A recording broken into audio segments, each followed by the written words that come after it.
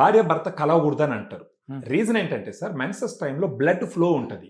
ఆ blood flow అయినప్పుడు blood pH 7.2 ఉంటుంది సార్. అంటే అది క్షారం ఏరియా అనమాట.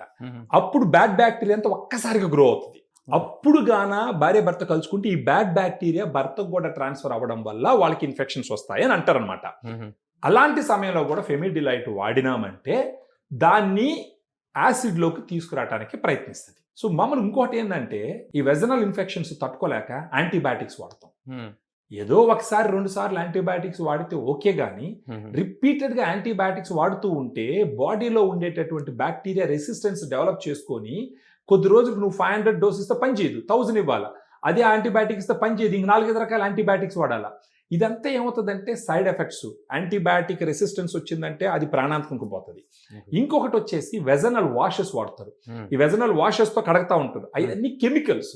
ఈ వెజనల్ వాషెస్ కెమికల్స్ వాడితే ఇరిటెంట్గా ఉంటాయి. వెజనాని ఎప్పుడు హెల్తీగా ఉంచుకోవాలి. హెల్తీగా ఉంచుకోవాలంటే ఫెమిడిలైట్ గాన దీంట్లో 30 క్యాప్సూల్స్ ఉంటాయి సార్ బాటిల్లో.